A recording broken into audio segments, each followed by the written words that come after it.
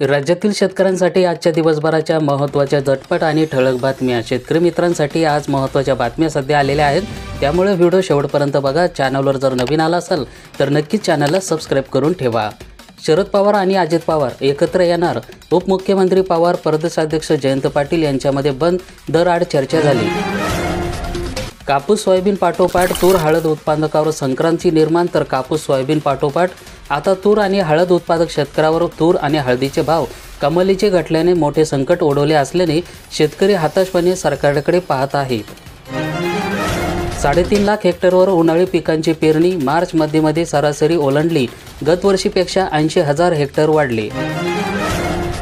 निर्यात शुल्क रद्दच्या निर्णयानंतर कांदा दर सुधारण्याची अपेक्षा. रविवारी सरासरी प्रति क्विंटल 1,300 रुपये दर मिळाला. 2 वर्षामध्ये कांदा उत्पादकांचं कोट्यवधी रुपयाचं नुकसान झालं आहे. आज सरकारने हा निर्णय घेतला, याचं आम्ही स्वागत करतो, परंतु हा निर्णय घेण्यामध्ये शेतकऱ्यांना व्याज सवलतीचा प्रस्ताव न पाठवणाऱ्या बँकांना दणका. तर राजू शेट्टी यांच्या पत्रानंतर निर्मला सीतारामन यांची कडक कारवाई. राज्यातील 35 अधिक राष्ट्रीयकृत बँकांना सहकारी विभागाकडे व्याज सवलतीचा प्रस्ताव न पाठवल्यामुळे लाखो शेतकरी प्रोत्साहन अनुदानापासून वंचित राहिले आहेत. विधानसभा निकालानंतर महाविकास आघाडीला गळती लागली. तर महायुतीमध्ये मेगा भरती सुरू. सत्ताधारी भाजपा, शिवसेना, राष्ट्रवादीतील प्रवेशासाठी महाविकास आघाडीच्या नेत्यांची वड लागली. कर्नाटकी लिंबाच्या अवकेमुळे दर दबावात आले. प्रति क्विंटल 5,000 ते 6,000 रुपये प्रति क्विंटल दर. लाडक्या बहिणींना 21 रुपये द्यायचं, पण पैशाचं सोंग आणता येत नाही. उपमुख्यमंत्री अजित पवार यांची अखेर कबुली. महायुती सरकारला विधानसभेत गेम चेंजर ठरलेला मुख्यमंत्री माझी लाडकी बहीण योजना देशभर चर्चेत आहेत. आतापर्यंत 2.5 कोटी महिलांना या योजनेअंतर्गत लाभ देण्यात आलेला आहे. योजनेअंतर्गत पात्र महिलांना दरमहा 1,500 रुपये दिले जातात. मात्र येत्या काळामध्ये 2100 रुपये देण्याचं आश्वासन महायुतीच्या नेत्यांना दिल्यानंतर या योजनेमुळे सरकारी तिजोरीवर आर्थिक भार पडल्याने आणि चर्चा होत आहे. आता राज्याचे अर्थमंत्री अजित पवार यांना महत्त्वाचे व्यक्त केले आहे. 2100 रुपये देणार मी नाही म्हणलो नाही, पण मला योजना सुरू ठेवायची आहे. मलाही हिशोब मांडावं लागतात. सगळी सोंग करता येतात, पैशाचं नाही, असं अजित पवार यावेळेस म्हणाले. बार्शीमध्ये 48,155 शेतकऱ्यांना काढले फार्मर आयडी. तालुका जिल्ह्यातील आघाडी शेतकऱ्यांचा कायमस्वरूपी संपूर्ण डाटाबेस. गड शेतीसाठी नव्याने धोरण आणणार मुख्यमंत्री. पाणी फाउंडेशनचा विस्तार संपूर्ण महाराष्ट्रामध्ये करणार. नाशिकच्या कुंभमेळ्यासाठी 1100 कोटी रुपयांचा आराखडा तयार. मुख्यमंत्र्यांसमोर सादरीकरण. परत अधिकाऱ्यांसाठी कायदा करणार. सीना नदीकाठीचा वीज पुरवठा खंडित. अनेक शेतीपंपांच्या मोटारी जळाल्या. बळीराजा दुहेरी संकटात. संतप्त शेतकऱ्यांना गाठले महावितरण कार्यालय. शेतीमालाचे दर गडगडले. शेतकऱ्यांची वाढली चिंता. लागवड खर्च निघणंही झाले कठीण. तर शेतकरी मोठ्या संकटात. दरवाढीचा फायदा नाही, शेतकरी आले संकटात. शेतकऱ्यांना टिंबकचं अनुदान प्राप्त. ताळोदा तालुका. वर्षभरापासून रखडले होते अनुदान. 252 शेतकऱ्यांना दखल केले होते प्रस्ताव. ताळोदा तालुक्यातील वर्षभरापासून रखडलेले शेतकऱ्यांचं टिंबक सिंचन योजनेचं अनुदान शासनाने वितरित केलेले असून ताळोदा तालुक्यातील 119 शेतकऱ्यांच्या बँक खात्यात थेट रक्कम जमा झालेली आहे. त्यामुळे शेतकऱ्यांना समाधान व्यक्त केले आहे. त्यावधी सादर अनुदान नियमित देण्याचं अपेक्षाही शेतकऱ्यांना व्यक्त केल्या. 1,500 काय झाले. गोळ्या औषधी उधारीवरच. निराधार आर्थिक संकटात. आधार बँक खात्याशी संलग्नसाठी पायपीट सुरू. जिल्ह्यातील 12,000वर कर्जदारांना थकविले तब्बल 70.53 कोटी रुपये. प्रधानमंत्री मुद्रा कर्ज योजना. कर्ज घेण्यात पुढे, मात्र कर्ज हप्ता भरण्यास मागे. सोन्या चांदीने घेतली गुढीपाडव्याच्या तोंडावर उसळी. सारपा बाजारामध्ये तेजी. महिलांना दिली दागिने बनवण्याची ऑर्डर. शेकडो ग्राहक गुढीपाडव्याच्या मुहूर्त साधणार. राजूरच्या बाजारामध्ये जनावरांच्या विक्रीमध्ये वाढ. तर यंदा जनावरांचा मुबलक पाणी आणि चारा असतानाही शेतकऱ्यांना आर्थिक परिस्थितीमुळे घेतला बैलजोडी विक्रीचा निर्णय. आयुष्यमान कार्ड असेल तरच मिळणार मोफत उपचार. 5 लाखापर्यंत मोफत उपचार. नागरिकांना कार्ड घेऊन द्यावे, आरोग्य विभागाने केलं आवाहन. जालना बाजारपेठेमध्ये सरकी डेप. तूर हरभरा तेजीत. खाद्यतेलासह सोन्या चांदीची मंदी. नाफेडच्या वतीने सोमवारपासून तुरीची खरेदी होणार. आता बोरवेलसाठी मिळवा 50,000 रुपयांचं अनुदान. अनुसूचित जाती जमातीच्या शेतकऱ्यांसाठी योजना. महाडीपीटी पोर्टलवर करावा लागतो अर्ज. सरकारी मदत आली पण 20,000 शेतकरी सापडण्यात. अतिवृष्टी अनुदान KYC न केल्याने खात्यावर रक्कम वाटपामध्ये पेच निर्माण झाला. हिंगोलीतील मागच्या वर्षी सप्टेंबर महिन्यामध्ये अतिवृष्टी शेतीचं नुकसान झालेल्या शेतकऱ्यांना शासनाने आर्थिक मदत मंजूर केली खरी, पण नुकसानीच्या यादीतील सुमारे 20,000 शेतकऱ्यांचा शोध लागलेला नाही. त्यांचा पत्ता, मोबाईल नंबर क्रमांक किंवा KYC केलेला बँक खाते क्रमांक उपलब्ध नसल्याने या शेतकऱ्यांची आर्थिक मदत पडून आहे. 1 आणि 2 सप्टेंबर रोजी जिल्ह्यातील अतिवृष्टीने थैमान घातले होते. हिंगोली शहरातील काही वसाहती पाण्याखाली गेल्या होत्या.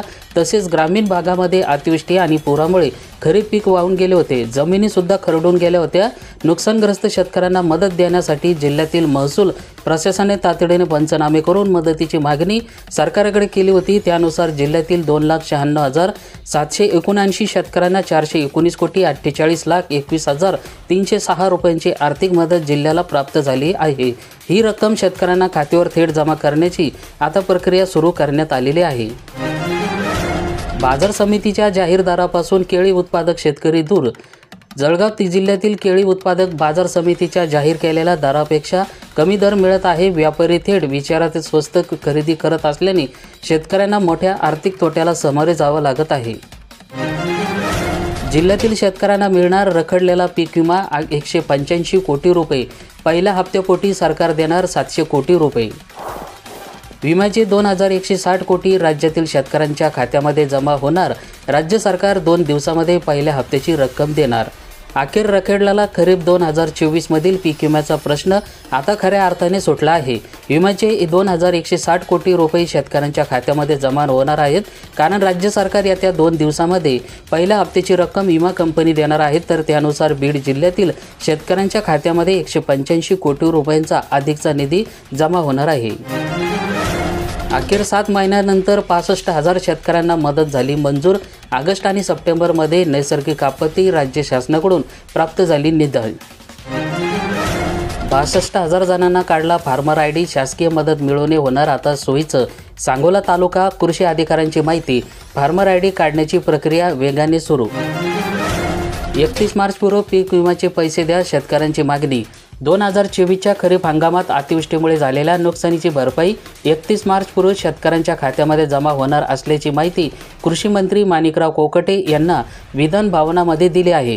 पीक विमा मिळणारच मार्ग मोकळा झालेला आहे. तर 2,197 कोटी रुपये शासनाचा हिस्सा अडकल्याने भरपाईची रक्कम थांबली होती. आता हा मार्ग मोकळा झाल्याने शेतकऱ्यांचा आनंदाचं वातावरण दिसून आलेलं आहे.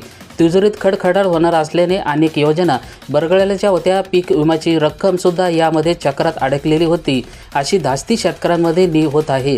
मात्र विधानसभा अर्थसंकल्पीय अधिवेशनानंतर सादर प्रश्न लावून धरल्याने मार्ग मोकळा झालेला आहे. ज्या शेतकऱ्यांना वैयक्तिक हानीची तक्रार होती त्यांच्या खात्यामध्ये पैसे जमा होणार आहे. ब्राह्मणवाडा थंडी मटाळामध्ये अतिवृष्टीच्या मदतीपासून वगळले. प्रशासनाच्या चुकीचा 7,000 शेतकऱ्यांना फटका. महसूल प्रशासनाने फक्त 2च मंडळासाठी केली निधीची मागणी. शेतकऱ्यांमध्ये नाराजी. शेतकऱ्यांची KYC कडे पाठ. तर 21,77,00,000चं अनुदान पडून 4 दिवसाची मुदत. अतिवृष्टीमुळे गत खरीपातील पिकांचं नुकसान भरपाई. वर्ष उलटले तरी शेतकऱ्यांना गारपीटाचं अनुदान मिळेना. शेतकऱ्यांना प्रतीक्षा. रब्बी पिकांसह फळ पिकांचंही शेतकऱ्यांचं मोठ्या प्रमाणात नुकसान. गारपीट होऊन 1 वर्षाचा कालावधी लोटला तरीही टेंभुर्णी परिसरातील अनेक शेतकऱ्यांना अद्यापही गारपीट अनुदानाची प्रतीक्षा आहे. मागील 2 महिन्यांमध्ये टेंभुर्णीतील काही शेतकऱ्यांना हे अनुदान मिळाले असले तरी अद्यापही शेकडो शेतकरी या अनुदानापासून वंचित आहे. दरम्यान रखडलेला अनुदान त्वरित शेतकऱ्यांच्या खात्यावर जमा करावे अशी मागणी गारपीटग्रस्त शेतकरी करत आहेत. फेब्रुवारी 2024मध्ये टेंभुर्णीसह परिसरातील जोरदार गारपीटामुळे रब्बी हंगामाची वतवात झाली होती. शासनाने पंचनामे शेतकऱ्यांना नुकसानीची मदत जाहीर केलेली आहे. सोनं पिकू म्हटलं पण हातात माती. कांद्यानं घरात 7.5 आली. बाजारामध्ये कांद्याचे भाव पडले. उत्पादक शेतकऱ्यांची निराशा. आवक वाढल्यानंतर आणखीन घसरण होण्याची शक्यता. बारामती बाजार समित्यामध्ये सुरू झाले तूर हमी भाव खरेदी केंद्र. पहिल्याच दिवशी 40 क्विंटल तूर खरेदी. केंद्र सरकारने ठरवून दिलेल्या हमीदरानुसारच होणार आता खरेदी. पीक विमा मिळणार 31 मार्च अखेर. तर आमदार राजेश विटेकर यांना मांडली लक्षवेधी.